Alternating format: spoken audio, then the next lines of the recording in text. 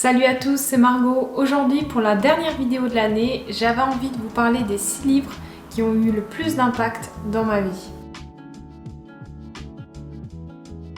À l'heure actuelle, on peut tout trouver sur internet. Et je suis sûre qu'en 2 ou 3 clics, vous pourrez trouver une vidéo ou un article de blog qui vous fait le résumé en 10 minutes d'un livre que vous avez envie de lire.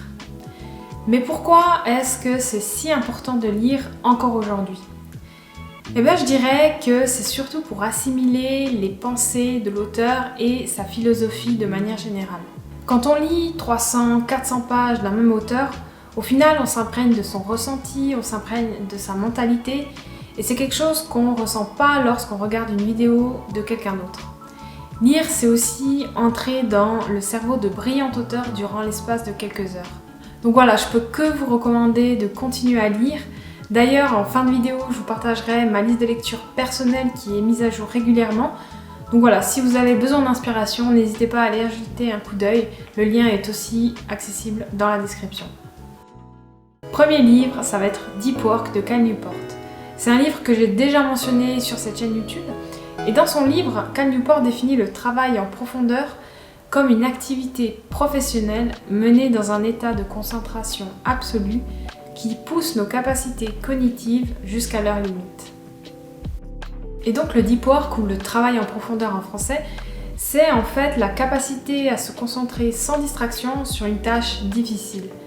Et en ayant cette compétence, vous pourrez maîtriser des informations compliquées et produire de meilleurs résultats en moins de temps. Dans ce livre, on apprend aussi qu'il y a différents types de deep work selon la nature de votre travail. Par exemple, ça va de jours entiers couper du monde pour travailler à fond sur un même projet, ou alors plutôt essayer de caser des sessions de deep work durant votre journée dès que votre emploi du temps le permet. Donc voilà, vous allez pouvoir juger et tester pour voir quel modèle fonctionne le mieux pour vous et selon votre situation actuelle. Le travail en profondeur, c'est un sujet qui m'intéresse beaucoup. En ce moment, d'ailleurs, j'en ai fait une vidéo dédiée.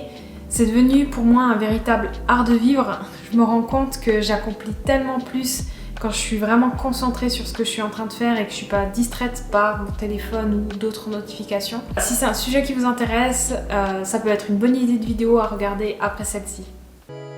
Essentialisme de Greg McKeown. Souvent, lorsqu'on est stressé, c'est qu'on essaie de faire plein de choses en même temps, alors qu'au final, ce qui serait le mieux à faire, ça serait de se tourner vers l'essentiel. Et ce livre, il est excellent pour essayer de prioriser ce qui est important. C'est un des principes d'ailleurs du minimalisme que j'aime beaucoup. La vie d'un essentialiste est une vie vécue sans regret. Si vous avez correctement identifié ce qui compte vraiment, si vous y investissez votre temps et votre énergie, alors il est difficile de regretter les choix que vous faites. Vous devenez fier de la vie que vous avez choisi de vivre. Pour moi, c'est important de ne pas vouloir tout gérer en même temps, même si c'est vrai que c'est pas toujours évident. Il faut vraiment se rendre compte de tout ce qui accapare notre temps et notre esprit, que ce soit des projets personnels, notre travail, le sport, la famille, les amis. Bref, l'idée c'est de savoir faire des choix à certains moments de notre vie. Alors évidemment, ça signifie pas qu'on va abandonner cette partie-là pour toujours, mais ça sera juste pas une priorité à cet instant. Et c'est aussi une forme de minimalisme mental, parce que notre esprit ne sera pas dispersé dans tous les sens et il restera concentré sur ce qui est vraiment important. Voilà, le livre de Greg McKeown, L'essentialisme, comme son nom l'indique, il va vous permettre de vous concentrer sur l'essentiel et de vous poser les bonnes questions pour savoir ce qui est important pour vous. Miracle Morning de Hal Elrod. Alors c'est un livre que j'ai lu l'année dernière, c'est d'ailleurs un livre assez court qui se lit très facilement. Et je me souviens que j'étais un petit peu sceptique de lire ce livre parce que j'avais l'impression qu'on pouvait résumer en une seule phrase « L'avenir appartient à ceux qui se lèvent tôt ». Ouais, merci du conseil, mais pour ce genre de choses, j'ai pas besoin de lire un livre pour savoir ça. Et en fait, je sais pas, finalement, je l'ai lu et c'est comme je vous disais avant, c'est en le lisant que j'ai pu m'imprégner de la motivation de l'auteur et c'est là que j'ai réalisé que c'était bien plus que juste se lever tôt. J'étais à un stade de ma vie où j'avais envie de faire plus de choses, mais j'arrivais pas à trouver le temps entre mon travail à 100%, le sport, vouloir travailler sur des projets personnels, avoir une vie sociale, être en couple, enfin bref, tout ça j'arrivais pas à le faire en même temps. En tout cas, j'avais pas suffisamment de temps et j'étais tout le temps en train de culpabiliser. Et là où il y a eu un changement, pour moi, c'est quand j'ai lu cette phrase. Pensez à toute l'énergie négative qui vous entoure lorsque vous démarrez votre journée dans cet état de résistance. Lorsque vous répondez à la sonnerie de votre réveil par un dialogue intérieur de ce genre. Il est déjà l'heure, je dois me réveiller mais je n'en ai pas envie. C'est un peu comme si vous vous disiez « je ne souhaite pas vivre ma vie, tout du moins pas pleinement ». Et c'est à ce moment-là que je me suis dit « mais non, j'ai vraiment envie de vivre ma vie ». Du coup, ça a fait que le réveil était un petit peu moins difficile. En tout cas, je fais beaucoup moins de snooze et c'est quelque chose qui me permet de maintenant encore garder le réveil à 6h du matin la semaine. Au début, je faisais vraiment le Miracle Morning comme décrit dans le livre. Je me levais tous les matins de la semaine à 6h, je faisais 10 minutes de sport sur un tapis, je faisais 10 minutes de méditation et ensuite je travaillais 1 heure sur mes projets personnels avant d'aller travailler. Bon, par contre, après mon déménagement, tout a foutu le camp et la seule habitude que j'ai conservée, c'est celle de me lever à 6h du matin. Mais au moins, en appliquant juste cette petite habitude, je sais que ce qui me tient le plus à cœur est fait et à 8h, je peux me concentrer sur mon travail ou profiter pleinement de mon week-end sans culpabiliser. The Science of Self-Discipline de Peter Hollins. Dans ma vie, j'ai toujours eu plein d'idées de projets, j'ai toujours eu envie d'apprendre plein de trucs. Mais j'ai aussi eu toujours tendance à procrastiner. Et j'ai toujours été super forte à procrastiner intelligemment. Parce que quand j'avais une idée en tête, par exemple apprendre une nouvelle langue, j'ai toujours été très forte à faire des plans, des plannings, découper mon objectif, enfin faire tout le blabla habituel. Mais après 1 ou 2 séances, je perdais la motivation et j'abandonnais. Et j'ai lu pas mal de livres sur la productivité, mais en fait, j'ai réalisé que le plus difficile, c'était les premières minutes quand il fallait s'y mettre. Et c'est comme quand on va courir, ce qui demande le plus de motivation et de courage, c'est de se lever du canapé, de s'habiller, de mettre ses chaussures et de sortir de chez soi. The Science of Self-Discipline, c'est l'un des livres où j'ai trouvé le plus de conseils pratiques à mettre en place. Dans ce livre, on apprend que le manque de discipline, c'est ce qui nous sépare en fait de ce qu'on veut vraiment accomplir et réaliser dans la vie.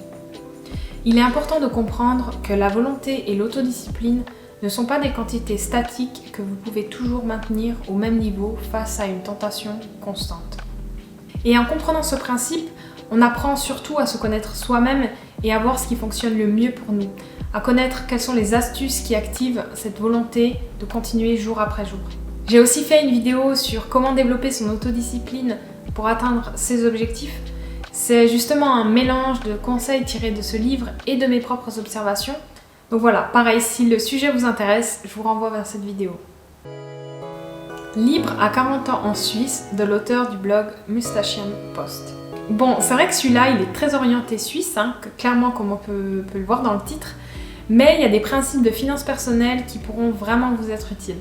De manière générale, c'est un livre qui traite du mouvement FIRE, donc indépendance financière, retraite anticipée, j'en ai déjà parlé sur cette chaîne. C'est en fait une philosophie qui représente un mode de vie où vous êtes libéré du souci de l'argent parce que vous en avez tout simplement assez pour vivre. Le but de l'indépendance financière est de te rendre libre. Que ce soit pour réaliser tes rêves, pour t'extraire d'un système ou de conditions qui te déplaisent, ou encore pour te rassurer quant à ton futur, le mouvement FIRE est la réponse à ton problème. Et pour être honnête, en francophonie, il y a quand même très peu de livres sur ce sujet, contrairement aux États-Unis où il y a déjà de très bons livres, mais malheureusement ils sont un petit peu trop basés sur le système américain à mon goût.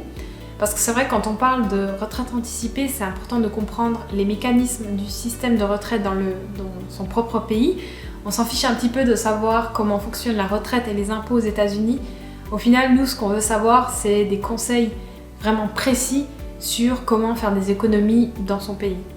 Voilà, sinon vous y retrouverez aussi plein de conseils sur comment faire des petites économies au quotidien, sur comment augmenter sa fortune nette, comprendre les intérêts composés, comprendre comment investir le plus tôt possible, enfin bref. Pour toutes celles et ceux qui s'intéressent à ce sujet-là, je peux que vous recommander ce livre et même son blog par la même occasion où on trouve pas mal d'informations super utiles sur le sujet. Tout le monde n'a pas eu la chance de rater ses études d'Olivier Roland. Je pense que vous le connaissez sûrement, mais j'aurais pas été honnête si je vous avais fait un top 6 de mes livres qui ont eu le plus d'impact dans ma vie sans le mentionner. J'ai découvert le livre d'Olivier Roland un petit peu par hasard à un moment de ma vie assez particulier.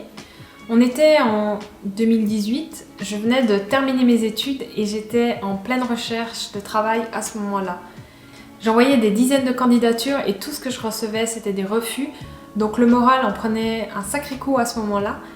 Et un soir, le moral un petit peu dans les chaussettes, je me souviens que je suis allée à la Fnac et je suis tombée sur ce livre, donc tout le monde n'a pas eu la chance de rater ses études. Et je dois dire que le titre du livre, il m'a fait tilt. Parce que moi justement, j'avais fait des études, j'avais fait des bonnes études et j'avais énormément de peine à trouver du travail. Donc voilà, je l'ai pris et finalement c'est là où il y a eu un tournant dans ma vie. Déjà, lire ce livre, ça m'a donné envie de lire encore plus de livres et c'est comme ça que je me suis créé une liste de lecture longue comme le bras.